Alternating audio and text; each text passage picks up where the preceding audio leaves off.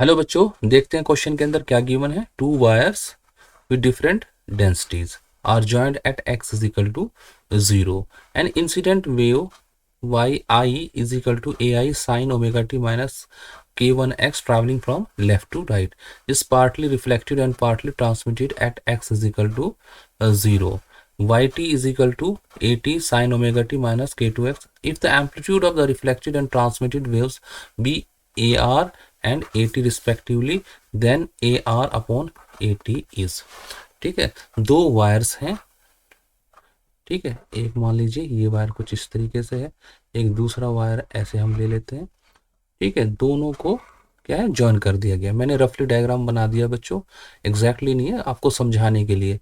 ठीक है, x is equal to 0 पर, कहाँ पर, ये एक्स इजिकल टू 0 मान ली, यहाँ पर ज्वाइन कर दिया गया है।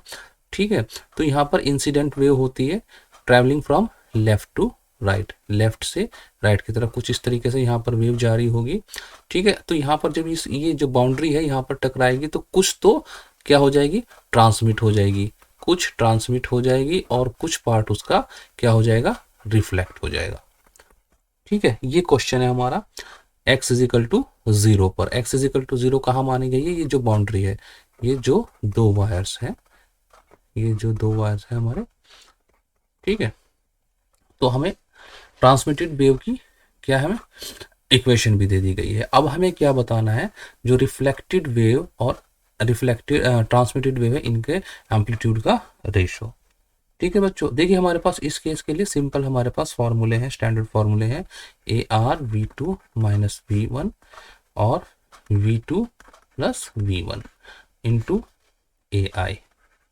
ठीक है, ए आई क्या है, amplitude of the incident wave, और ये क्या है, amplitude of the reflected wave. V क्या है, वी टू क्या है, velocity of wave in v2, दूसरी वेव में स्ट्रिंग जो होगी हमारी, वहां पर क्या वेलोसिटी होगी, v1 क्या है, जो पहली स्ट्रिंग है वहां पर जो वेलोसिटी होगी। तो ये एक फॉर्मूला हमारे पास ये होता है, और दूसरा at जो हमारे ट्रांसमिटेड वेव के लिए है, यहाँ पर क्या होगा इसका, 2 ऑफ v2 प्लस v1। ठीक है, और साथ में क्या है हमारा ai। ठीक है, ये क्या है, आई क्या है, इंसिडेंट के लिए, टी ट्रांसमिटेड के लिए, v2 क्या है, दूसरी स्ट्रिंग में जो वेलोसिटी होगी, और v1 जो फर्स्ट में वेलोसिटी होगी।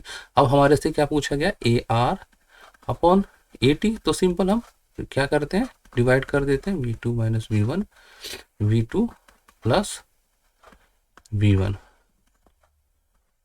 ए I to v2 plus v1 A I. ठीक है, ए आई से ए आई गया, v2 प्लस वन ये गया, तो हमारा क्या आया, v2 minus v1 upon 2 v2 आया। तो मैं यहाँ से क्या लिख सकता हूँ, 1/2 1 minus v1 upon v2। But v1 या v2 तो हमें नहीं पता है, तो v1 क्या होता है हमारा, हमें पता है ओमेगा अपॉन k1। ठीक है, v1 किस में, जो इंसिडेंट हमारी वेव थी वहां से मैंने ये वैल्यू ली, और v2 क्या होगा हमारा, ओमेगा अपॉन k2। ठीक है बच्चों, तो मैं ये वैल्यू इसमें पुट करने वाला हूं, तो क्या आ जाएगा, 1/2 1 माइनस v1 क्या हो गया, ओमेगा अपॉन k1, और v2 की जगह क्या लिखूंगा मैं, ओमेगा अपॉन k2। ओमेगा से ओमेगा गया 1/2 1 माइनस k2 अपॉन k1। ठीक है बच्चों, ये हमारा निकल के आया।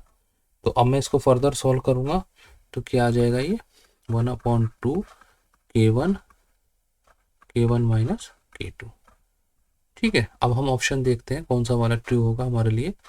ठीक है, तो ये हमारा कुछ इस तरीके से हो गया, और मैं यहाँ पर बड़ा करके लिख देता हूँ, k1 minus k2 upon 2 k1। ये किस चीज़ की वैल्यू निकाली है हमने, ये निकाली है amplitude of reflected wave, amplitude of transmitted wave, इनका रेशो।